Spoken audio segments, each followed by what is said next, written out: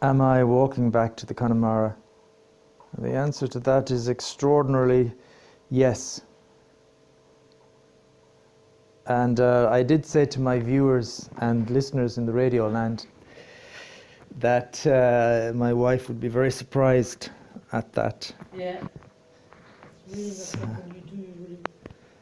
So, yeah. What I'm also going to do, which is a new one, I'm going to listen to a bit of jazz on my other phone, and I'm going to talk at the same time on this phone. See if the music inspires the dialogue. It's kind of an experiment. I'm not feeding Tuco yet, or shall I feed him? What do you think? 4:45? No? It's too early, Tuco. Mammy's going to feed you. I know, she'll forget, but maybe she'll feed you before tonight. What about eating tonight? Shall I pick up something? Mince? I wouldn't mind me to have a soup, you know, with this little barquette for stew, where inside you've got 2 carrots, 2 leek, something like that.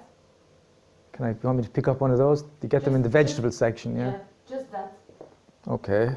And for you, whatever you want. Whatever. Et puis on va aller dans le garage, nous, après, hein? Finish the... Là. Le garage, on va faire ça.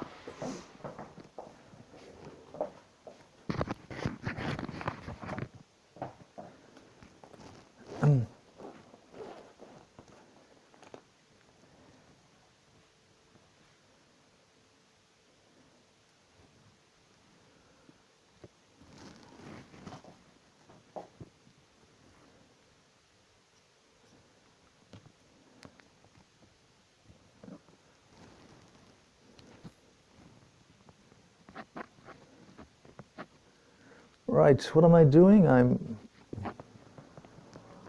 I'm putting on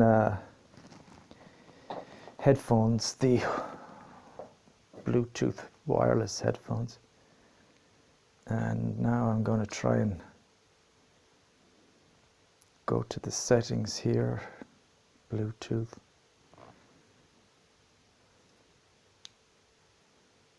Turn this on, turn this on.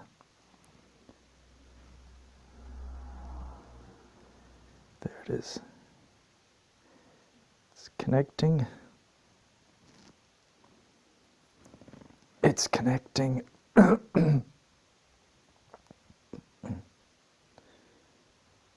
It's connecting. And I got 90% battery. That's good. Then I go to YouTube.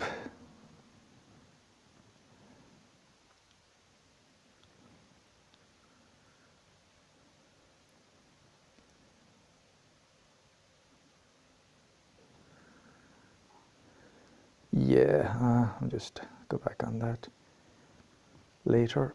Oops. All I want here is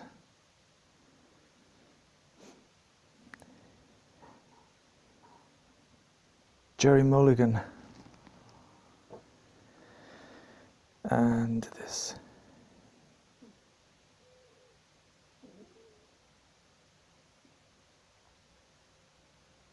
There he is.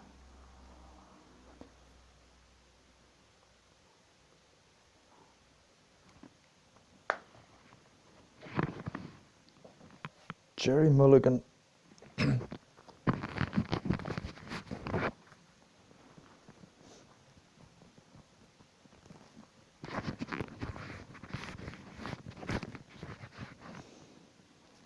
God, I'm carrying around a lot.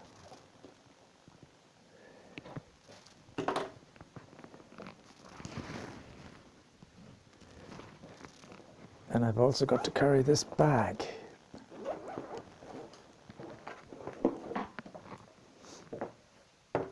Now, because I'm listening to music, there may not actually be an awful lot of dialogue.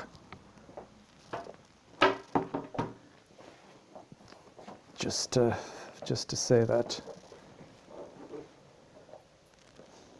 the dialogue might be limited.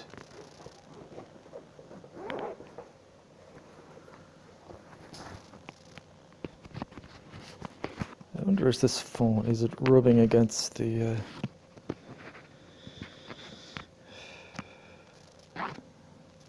Oh, don't know. I remember that cat. Yeah, I've decided to take them off the sculpture. They don't go with the sculpture, and I'm going to put them separately like that. And I protect them with that fence, which is a broken fence. Right, so I'm listening to music. I wish you luck. Watch. Listening to music with this one. I've got the mic here from this one. High tech, huh? Yeah. Do you want some cash for buying the things? Or you take everything you need? Where are my gloves?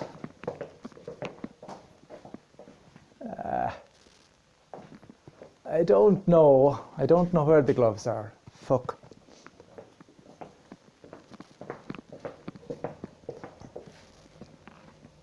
I'm going to take these gloves.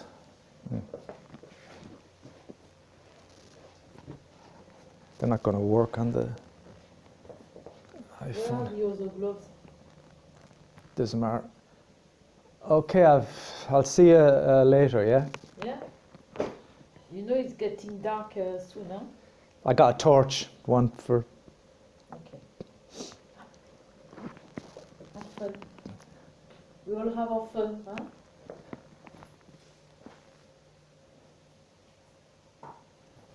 We all have a moment of fun. Could you put that in the back? No. Oh, your hands are... Yeah. I've got the other one. Okay, I'll see you after.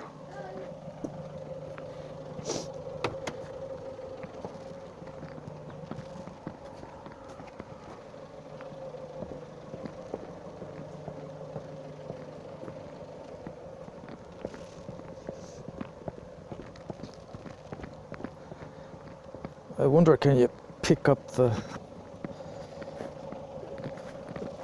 headphones that I'm listening to the music in on this?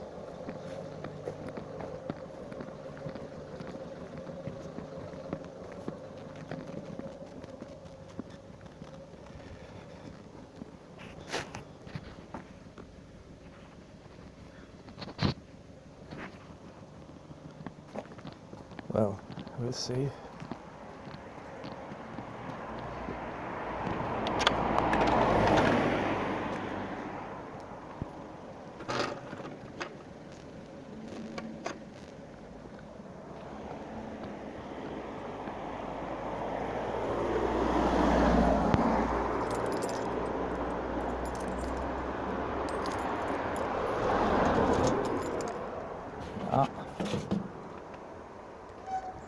I got a delivery.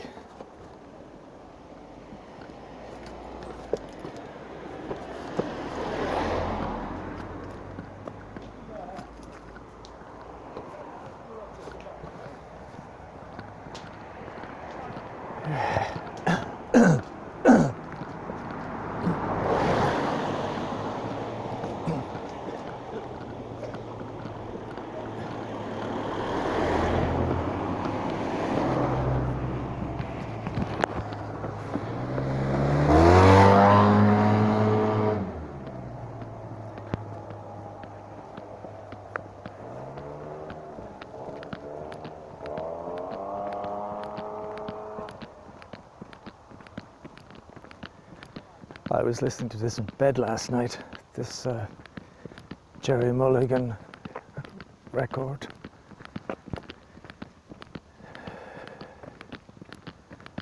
I was under the covers. It reminded me of when I was young, I listened to the radio.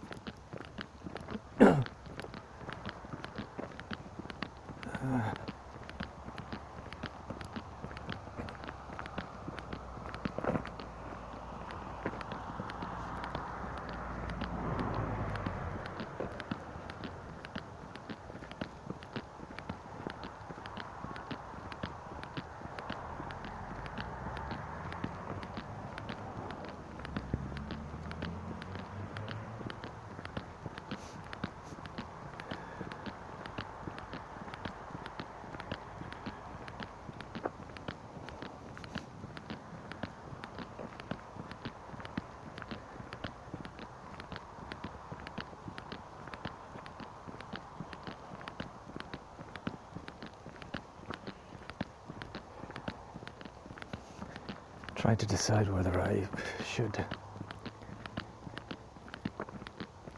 turn the music off and maybe just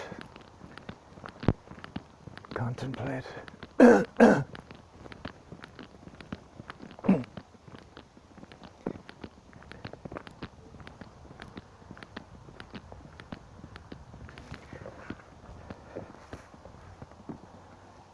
Yeah, I think I will.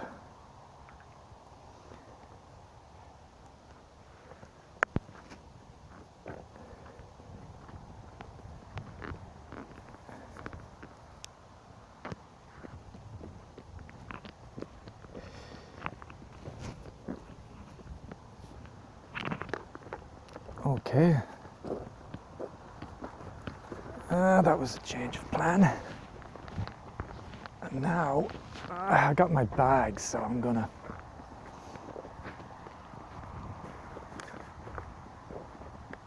put everything in the bag that I don't need.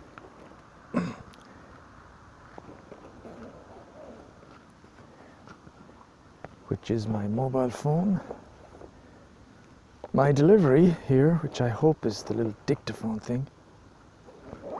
Just talking about that earlier on. And the headphones.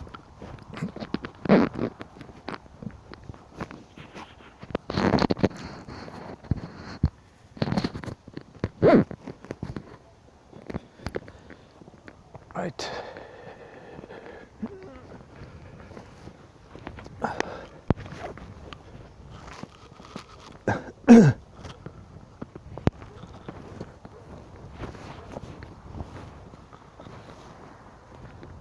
Right. That feels better actually. No music at the moment.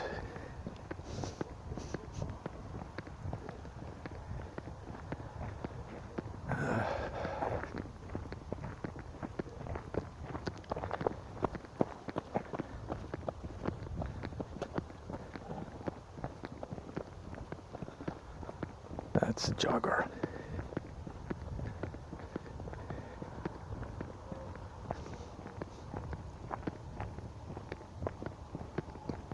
Yeah, the idea was just to kind of keep to the same rhythm and tempo I had while I was walking Tuco. And that wasn't happening with the music. So this is better.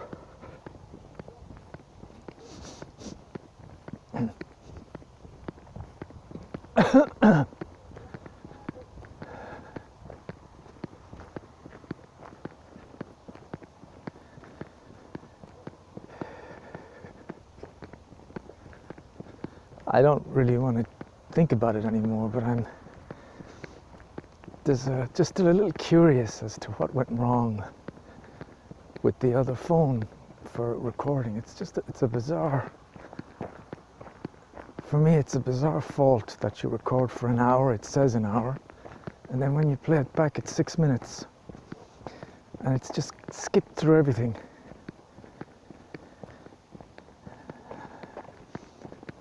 It's just like a puzzle and you'd like to solve it. And so you try to search the internet, but the problem there is you need to type in the correct search. Or otherwise you just get all kinds of answers to other questions, not the one you're looking for. But it's just such an odd thing to happen. If it kept cutting out, it would make more sense, but the fact it just rolls on, and yesterday we were in the car and I kept the thing stationary and it recorded a full hour of me and Flo talking in the car without any trouble at all. And this one I'm using now seems to be, touch wood, it's working well, even though it's bouncing around a bit in the pocket like the other one was. And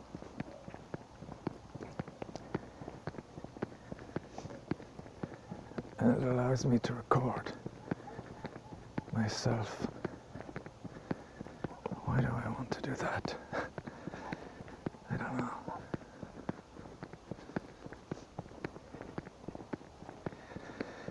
a very interesting question for me lately is to try and view myself objectively. Of course, it's almost probably totally impossible.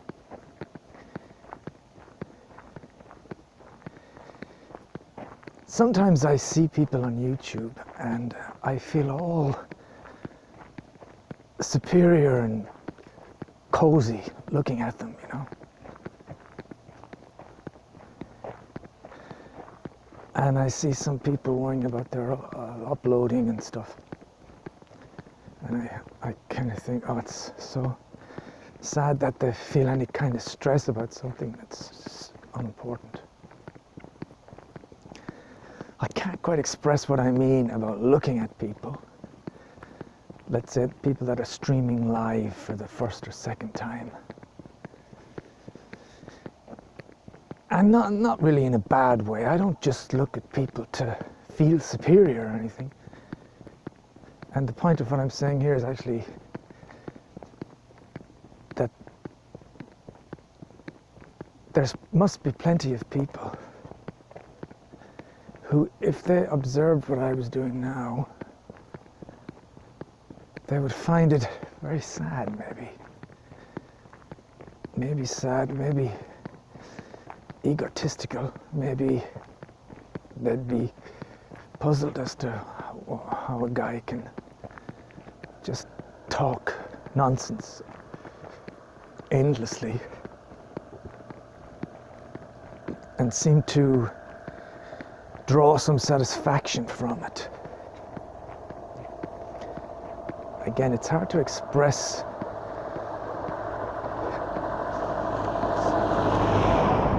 the thought. You'd literally like to be able to go into the mind of somebody who's looking at you in the same way that I look at other people and experience myself from their perspective, you know. But then, of course, it does. It's a bit trickier when you think that some people may be amazed at how a guy can just waffle on like this. They may think, wow, he must be suffering from some mental ailment, some obsession. But that just means that people are different in what they draw satisfaction from. Like Flo can't really understand any of this stuff that I'm doing. She just laughs at it. She finds it funny, geeky and stupid, kind of, you know. But she can sit down around a table and just varnish 2 or 3 statues for 3 hours.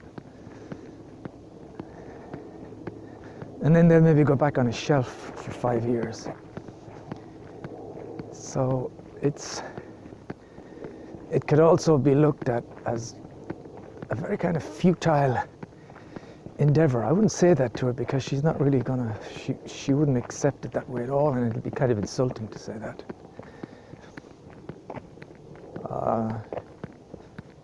Pretty sure she wouldn't have a problem telling me that this is all futile when I'm doing this recording.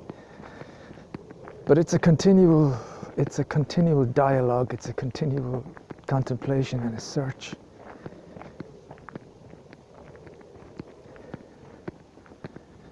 And just recording it gives me some satisfaction. There is some kind of an impulse to record.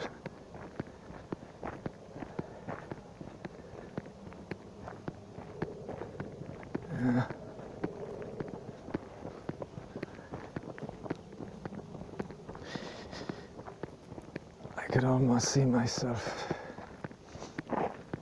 buying my own 1 terabyte storage device and just recording myself like this continually, and downloading everything to that device and just keeping the device solely for that. are just solely for my own stuff. You just have each month, January 2020 audio, February 2020 and so on.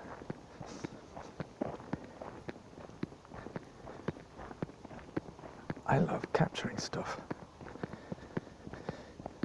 And I have gone back and I have derived satisfaction out of older stuff, I really have. I found old videos or old audio files and listened to them intently, you know.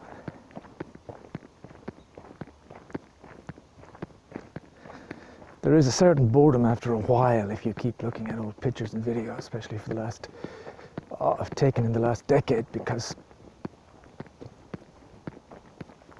they tend to blend together at some point. And it's the same, you know. It's just like, oh, it's another holiday, here we go, boom, boom, boom. But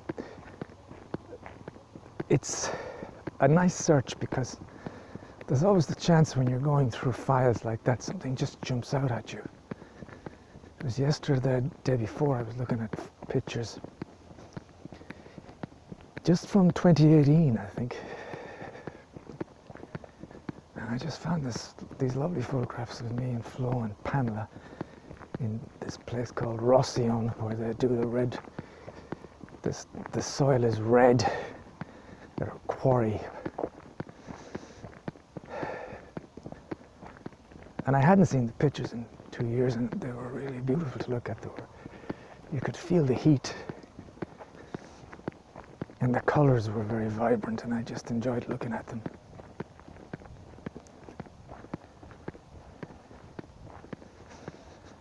And you have to bring time to these things, because I'm just thinking now, imagine if I had done recordings like this when I was walking around, let's say in 1992, when I was in that bedsit. Of course the difference would be, you know, if you could record something and leave it for 30 years, it would be tremendous, because you'd have no idea what you were going to say. The only problem in doing a recording, my problem anyway, is that I tend to re-listen to things, you know, a couple of months down the line I may listen to it again, and then another couple of months again, and so you get very familiar with what it is. It doesn't have that time to become a surprise. But if I had done recordings from the late 80s, early 90s, I don't know, would they be interesting to listen to now? Maybe they would, maybe they wouldn't. Maybe they'd be dull, and maybe they'd even be irritating because of the things I would have been talking about. Maybe they would have been interesting in that they may have shown me some sense of progression in my being in the last 30 years. But I don't have any recordings. So maybe I'm saying the same now. I'm thinking, well, I could be around 30 years' time, who knows? Maybe I would be. Maybe I'd be 84, maybe I'd be still doing okay. Maybe I'd still be, you know, walking along. And maybe these kind of conversations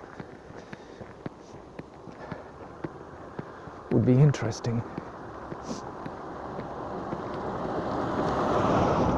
Maybe I'd be in an old folks' home.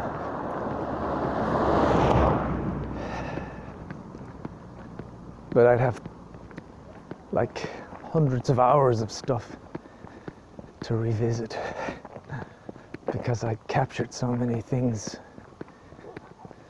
Yeah. That's just speculation. I'm aware that I'm not even guaranteed the rest of today, let alone 30 years' time. I have take things one moment and one day at a time.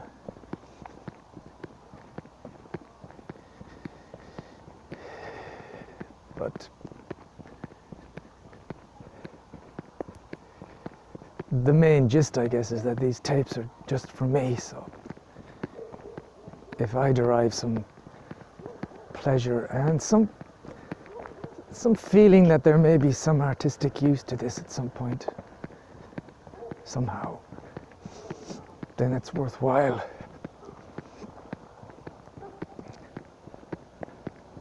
I can see the sheep ahead of me and my favorite long-legged dog.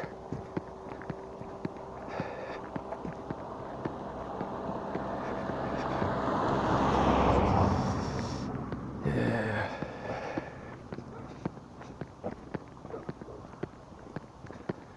I forgot to bring something.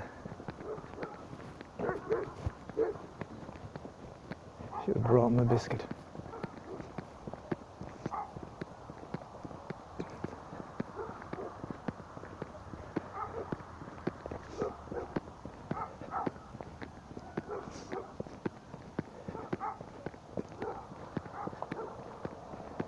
Gotta keep walking.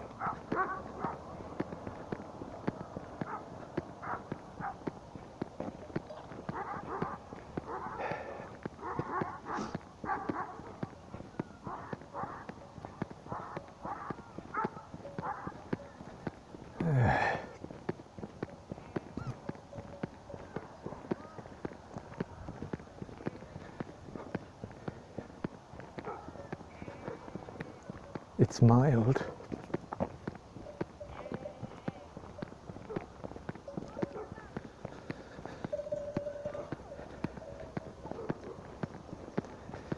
I may need my torch coming back because I may be losing the light. It's a lovely sky.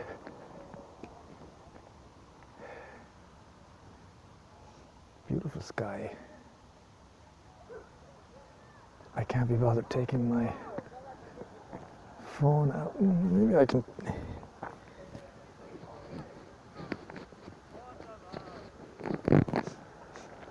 Never mind. I was going to take the phone I'm recording this on out, but let's not bother.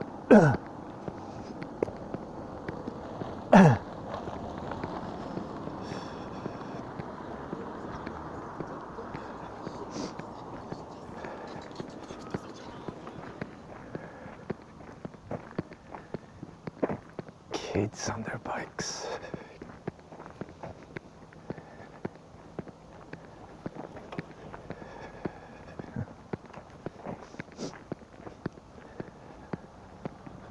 Reminds me of the time when I was cycling around on my bike with some of the guys from Springfield. Probably the same age as those three guys.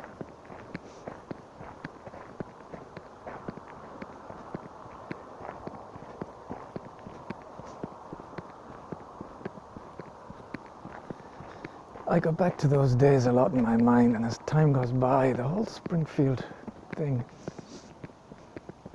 is becoming more and more like this perfect myth,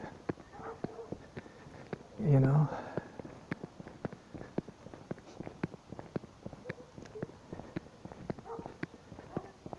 For when I was living there, and when I was 16, and I went out on the street and played football with the guys I used to hang around with, when I was 16, let's say 17, it was my whole life I'd been there. It seemed like an awful long time. And I never really contemplated not being there, or moving away to London even. That just seemed to happen. Who's that? Who's that?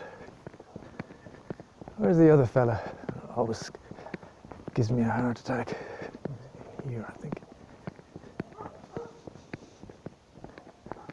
Yeah, it seemed like a long time, and I never contemplated moving away.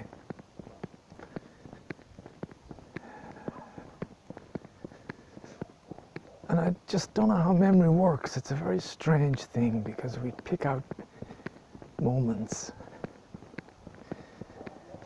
Like as I'm talking here, I'm having some kind of a moment of, it's that anticipation before you go on a holiday. I don't have it anymore. I haven't had it for decades. But when I was young, there was something great about going away holiday. I think we went once with the school, and also there was this great feeling in the morning once I was able to get out of bed. And I used to go play golf with Pork Shelley. This is probably, I struggle with putting a time on this. But I know when my dad joined us in the golf club, it was in the late 70s, so you know, we were very young, and it all stopped by the time we got to going out. When I was 17, 18, there was no golf then. So you're talking about, I think maybe 78 could have been, which would have made me 12, 13, 14, it's around that time. And some of the trips, I didn't even have the silver racing bike. I had another thing, an old one. So let's say 13, 14. And I remember the feeling of cycling out to play golf. There was something wonderful about it. But again, I don't know if this is maybe just a few times or one time. You know, memory is a strange thing. We pick a moment and we kind of spread it out as if that was the way it always was every day for that period of time when this moment I'm talking about may have just been when I left the house or when I got out of bed or when we hit the balls in the first tee. I don't know. And in the same way, it's very easy to, what's the word, kind of glorify or have a misleading view on the Springfield days. Because I think it's kind of a wonderful thing that we keep the good stuff and tend to forget the bad stuff. You know, the good stuff rises to the top. I think that's great. So I'm remembering, like I have a memory of sunny days, bright, hot, sunny summers. Now that can't have been most of the time, not in Ireland. So it's just a specific few occasions, but somehow it's become the symbol of that entire time. And what I was going to say as well is that when I was 14, 15, 16, I'd spent all my life there. That felt like a long, long time. And then I left at, let's say, 21. I think you could say by 19, 18 it was finished. And well, I don't remember being on the street much up to the age of about maybe 7. So you could say 13 years, maybe 14. And that's by no means a short stretch. But It's still not that long.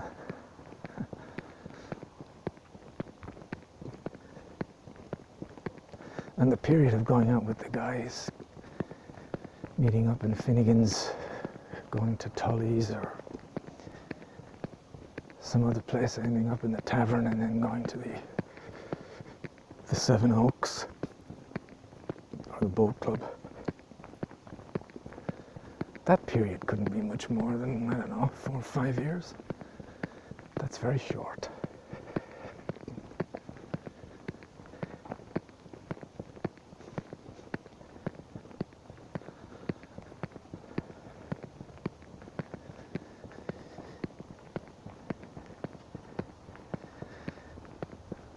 Maybe it's the camaraderie that I miss, because my life kind of became more and more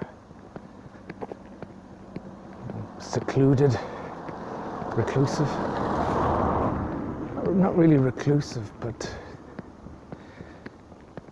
from the mid-90s, I guess, from the video shop, and even before, I just stopped having a bunch of friends to go around with or joke with. And I know I had a bunch of friends in the Questers, and we had a lot of good times, I think. You know, we were in the bar, laughing and joking, showing off, whatever. In the drama center, I didn't really click with people, and things were kind of coming apart for me at that point. I was really in the wrong place. But after that, the video shop, you know, I began going out to the pubs with as much enthusiasm as I had been doing in Carlow, but I was doing it all on my own. I may occasionally go out with Rowan or Scott, or maybe occasionally met someone, or met Mike Manley. But in general, that camaraderie is not there anymore. And then, of course, coming to France, and then stopping alcohol completely, I guess may make the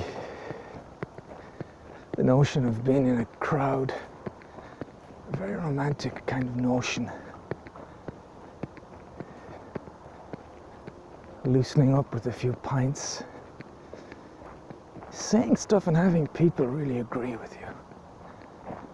Saying something and having people really laugh because you're funny. That kind of immediacy of a group. Not sending comments, you know, not receiving likes, or no, having someone standing right in front of you and them taking the piss out of you, you taking the piss out of them, but all really good-natured. And a little, I mean, that, to be honest, may have only lasted 3-4 years, or maybe even less, maybe 2 or 3 years, because I remember when I started into the Bowie thing, even in Carlow I was going out on my own more, most of the time. But the difference was that even if you go out on your own in Carlow, I would always meet lots of people I'd know. You know, I'd end up in the tavern and I'd know half the people in it. That obviously wasn't the case in London. Or here. Buongiorno. Buongiorno.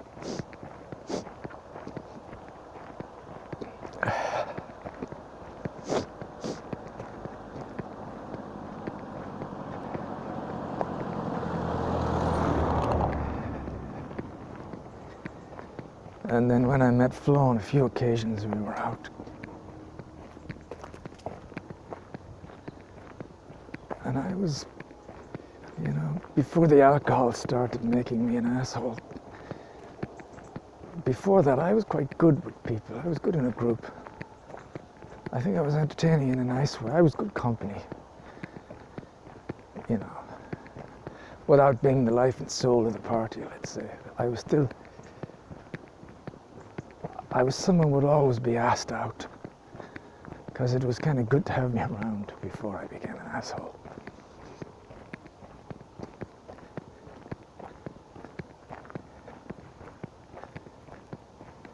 Never happens anymore. I never go out. Maybe it's not maybe, I think it's true. One of the reasons why I'm still drawn to the AA meetings is simply because it's the only chance I ever get to be in a group of people speaking English. And every now and then it can drift into a kind of philosophy, psychology, and I get to give my view. So it's not necessarily just about the alcohol, it's actually the only chance I get to be with other people.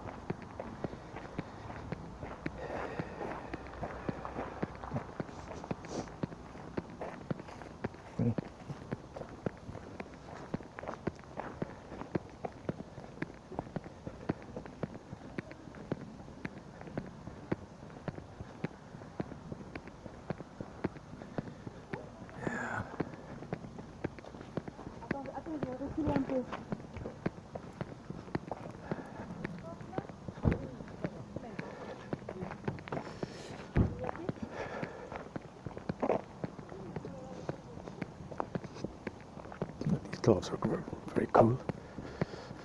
These gloves are cool, man. They're cool gloves, man. They're grey. The grey and my jacket's black. Make my hands look small. I like that. That's cool. It's cool.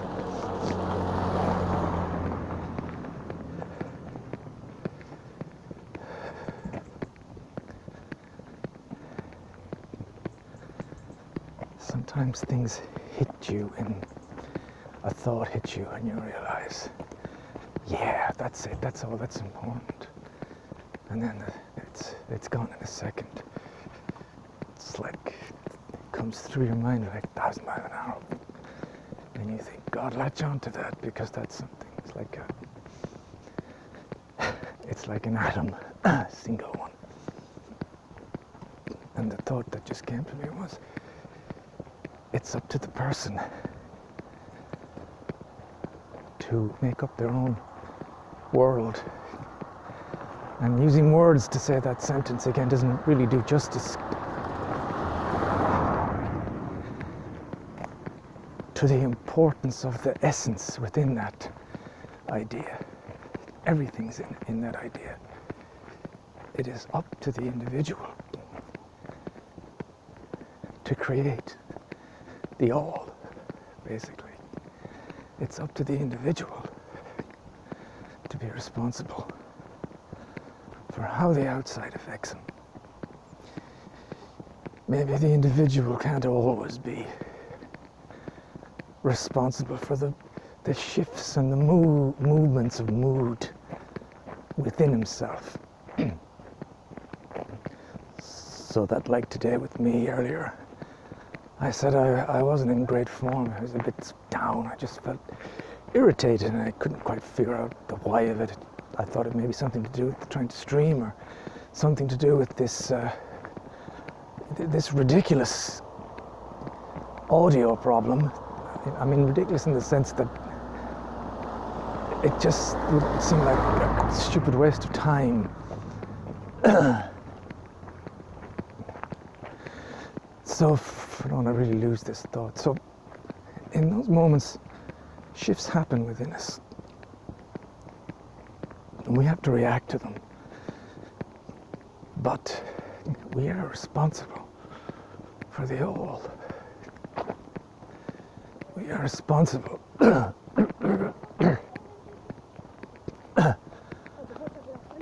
for how this and that affects us.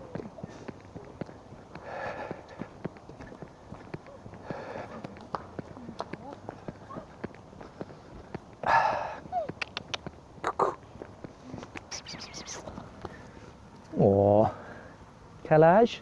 3 mois. 3 mois. Oh, baby. Elle est belle. C'est elle est, il est. Il. Il est beau. Il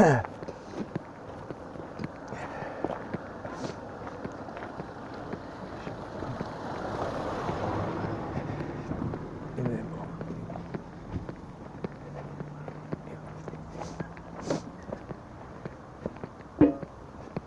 Il est beau.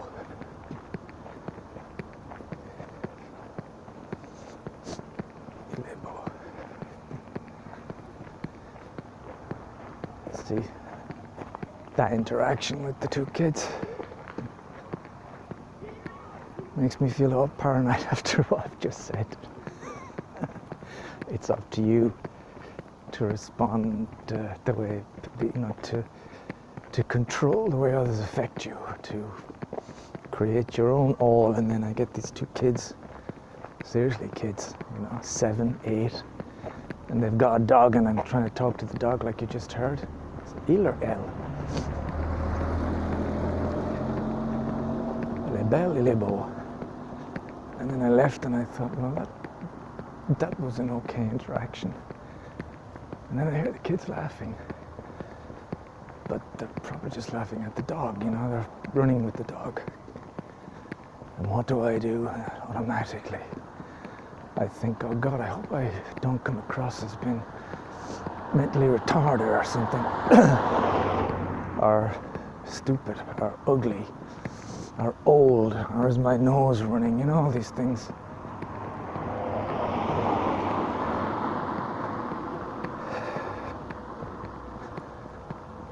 It's bad because that's the automatic reaction, Afterward it'll be okay, but that is when I pull the trigger, that's the first reaction. Did I make a fool of myself? Of course, then I can analyze it and it's deeper. Why is it deeper? Well, there are two kids and you're just talking about the fact that you never interact with anyone. And it was nice to be somebody that people were glad to have out with them. And so you just want to be liked, basically. You want the girl to think, oh, he's a very nice, attractive old man. And you want the young guy to think he's kind of cool. Of course you do. But you have no control over that. So that's what you should say to yourself. That's the way you have to change the programming in that one. Accept the things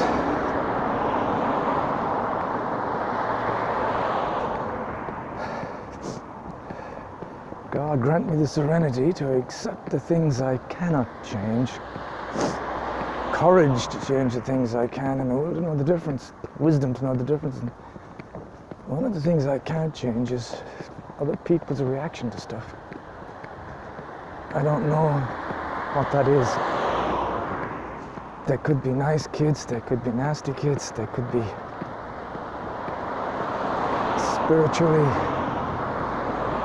connected kids to you. There could be great forces at play in the universe.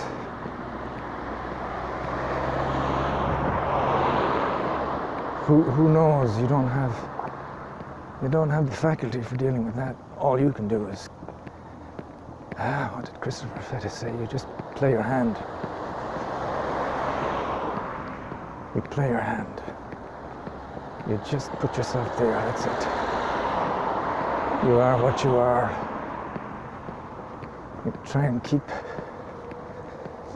keep a nice, serene, peaceful attitude toward everybody. And then you just play your hand. Roll the ball, however. And you really can't have anything to do with what happens after that. It's not really your business. As you can hear, I am just crossing the roundabout. at the Upperlin old folks home where poor Sam is languishing, has been for the last couple of years. We think we don't see him anymore. I think the story is too depressing for Flo and me.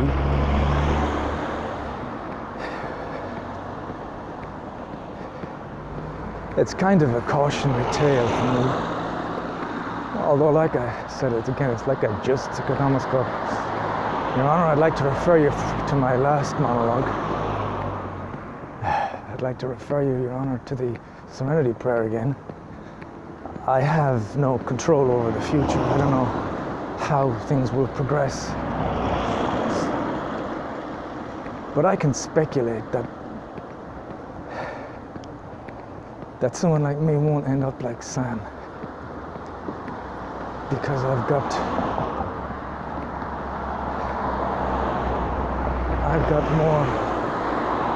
more stuff going on in me. I've got a more my nose. I want to sneeze. I've got some kind of a better faculty, but who knows? I mean, I can't really talk about the future.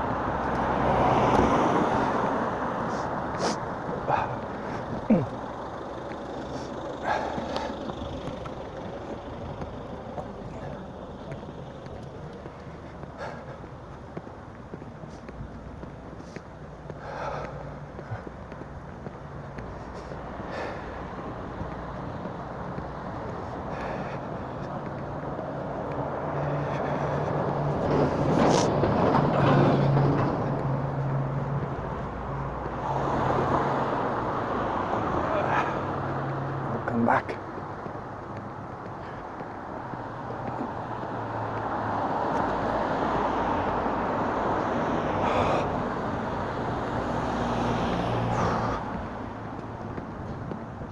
I need to blow my nose or something.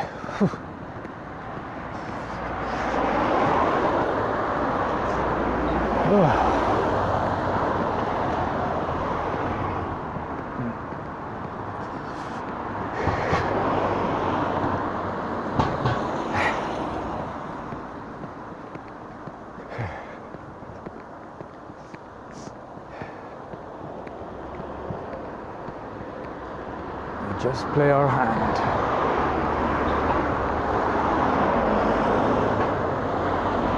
Maybe that's what comes across in some of those movie scenes that I like.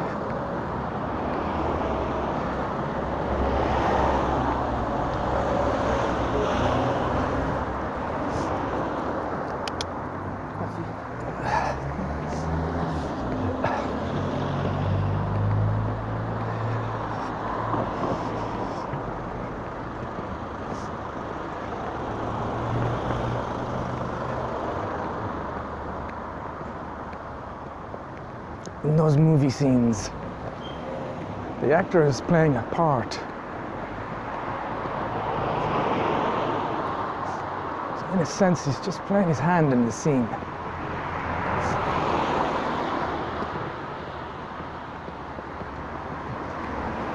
And maybe he's trying to charm the audience in one way or another.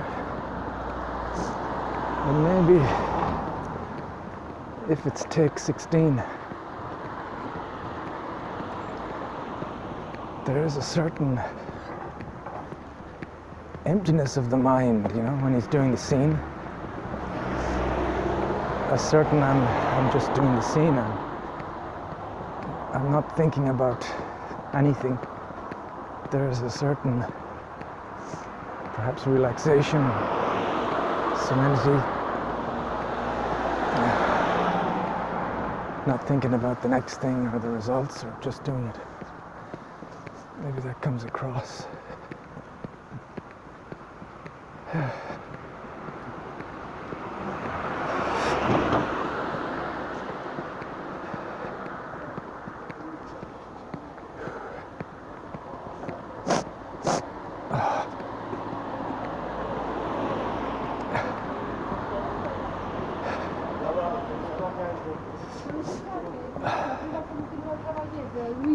Pardon, pardon.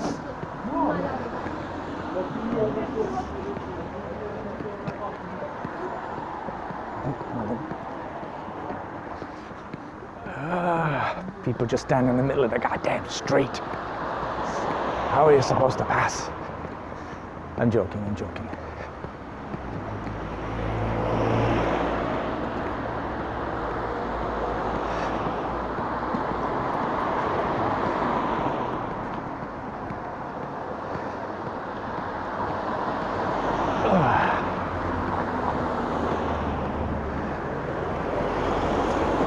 My nose is driving me nuts. It's like I'm on the verge of sneezing, but I can't.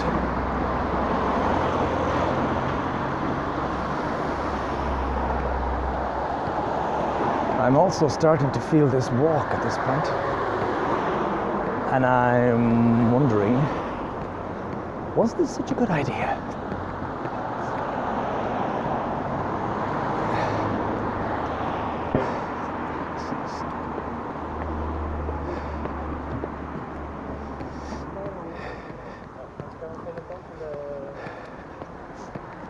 Cette maison,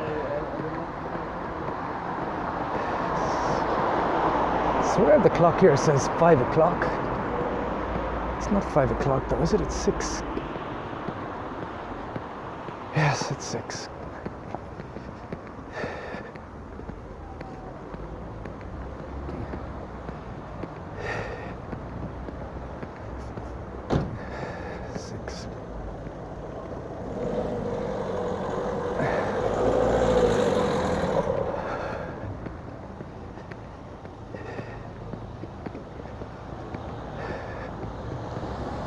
Six o'clock.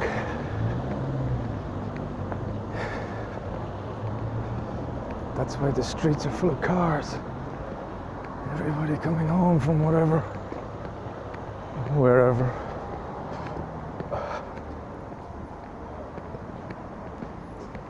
On a Wednesday, the 22nd of January, 2020. It's funny, I've already gotten totally used to saying 2020. My God, when I go back to the Springfield times I was talking about, are going to play golf, 2020 would have sounded outlandishly futuristic. It really would have.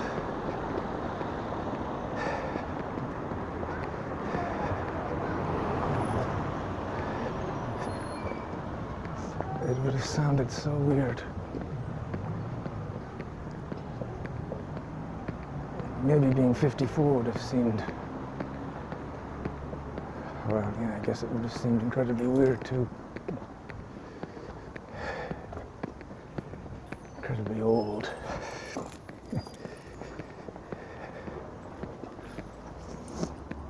All right, so we've arrived and didn't expect to be back here today, I must admit. Yeah, really didn't. Oh, looks like I left the light on the toilet.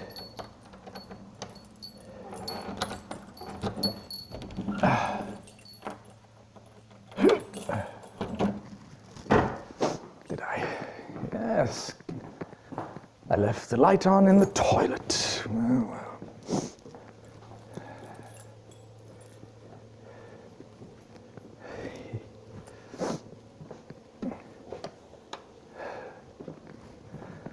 I'm gonna go in there now anyway.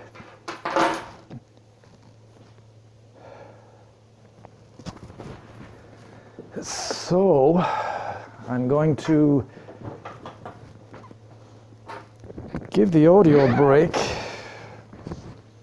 now before I have a pee. And that was 1 hour, 39 minutes. Wow. Just after an hour, let's go 1 hour and 1 minute. 49, 50, 51, 52, 53, 56,